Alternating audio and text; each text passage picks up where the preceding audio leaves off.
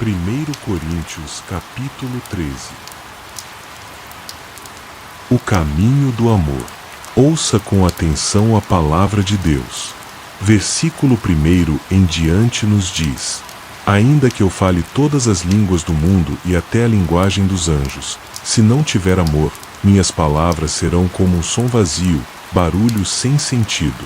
Mesmo que eu tenha o dom de profetizar, conheça todos os mistérios e todo o conhecimento, e ainda tenha fé suficiente para mover montanhas, se eu não tiver amor, nada disso tem valor. Se eu der tudo o que possuo para ajudar os pobres e até entregar minha vida, mas não tiver amor, isso não me trará nenhum benefício. O amor é paciente, é bondoso. Ele não sente inveja, não é orgulhoso, não se exibe. O amor não é grosseiro, não é egoísta, não se irrita facilmente, não guarda rancor. O amor não se alegra com a injustiça, mas se alegra com a verdade.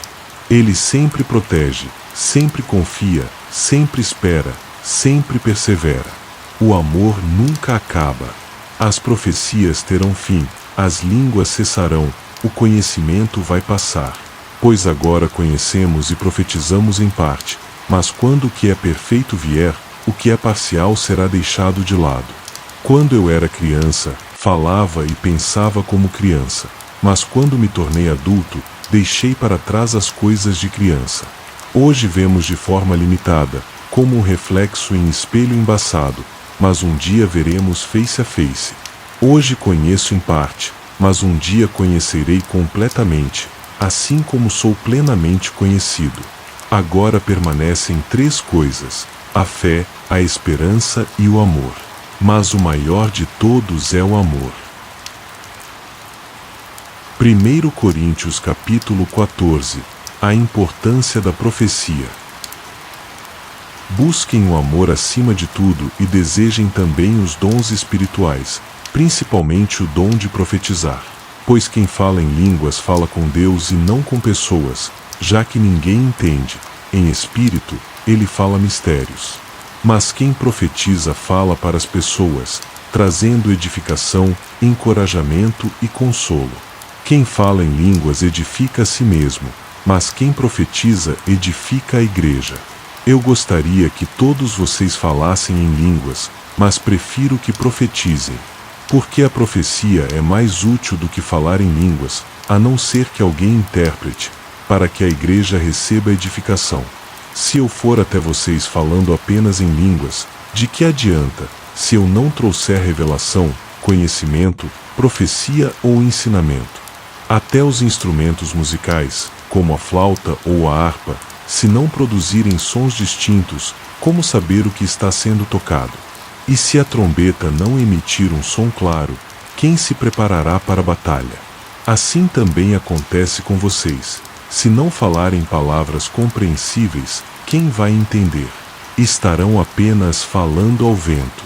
Há muitas línguas no mundo, e todas têm significado, mas se eu não entender o sentido, serei estrangeiro para quem fala, e quem fala será estrangeiro para mim. Da mesma forma, já que vocês estão desejando os dons espirituais, procurem crescer neles para que toda a igreja seja edificada. Por isso, quem fala em línguas deve orar para que possa interpretar. Pois se eu oro em línguas, meu espírito ora, mas meu entendimento fica sem fruto. Então, o que fazer? Eu orarei com o espírito, mas também com entendimento. Cantarei com o espírito, mas também com entendimento. Porque se você louvar apenas em espírito, como aquele que não entende poderá dizer amém à sua oração, se não sabe o que você está dizendo? Você pode até estar dando graças de forma correta, mas a outra pessoa não é edificada. Dou graças a Deus porque falo em línguas mais do que todos vocês. Mas na igreja, prefiro falar 5 palavras que façam sentido para instruir os outros, do que 10.000 palavras em línguas. Irmãos, não sejam como crianças no entendimento. Sejam inocentes quanto ao mal, mas adultos no entendimento. Pois está escrito: por meio de homens de outras línguas e lábios estrangeiros falarei a este povo, e ainda assim não me ouvirão, diz o Senhor. Assim, As línguas são um sinal não para os que creem, mas para os que não creem, e a profecia é para os que creem. Se todos falarem em línguas e entrarem visitantes ou descrentes, não dirão que vocês estão loucos. Mas se todos profetizarem e entrar algum descrente, ele será confrontado, e os segredos do seu coração serão revelados. Ele se prostrará, adorará a Deus e confessará: Deus está realmente entre vocês.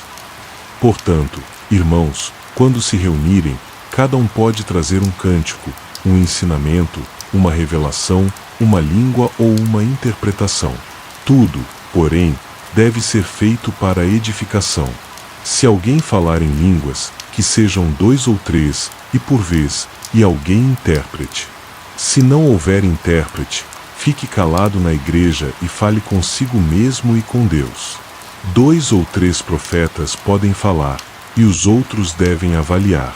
Se alguém que está sentado receber revelação, o primeiro deve parar de falar, pois todos podem profetizar um após o outro, para que todos aprendam e sejam encorajados. O espírito do profeta está sujeito ao controle do profeta, porque Deus não é Deus de confusão, mas de paz. Nas igrejas, as mulheres devem permanecer em silêncio. Não é permitido a elas falar, mas estejam sujeitas, como diz a lei.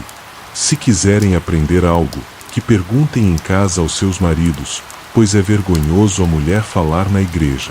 Será que a palavra de Deus teve origem em vocês? Ou veio apenas para vocês? Se alguém pensa ser profeta ou espiritual, reconheça que o que escrevo é mandamento do Senhor. Mas se alguém ignorar isso, será ignorado.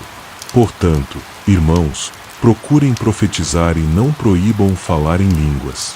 Mas que tudo seja feito com decência e ordem. Se essa palavra falou ao seu coração, não guarde só para você. Compartilhe este vídeo com alguém que precisa ouvir essa mensagem de amor e esperança.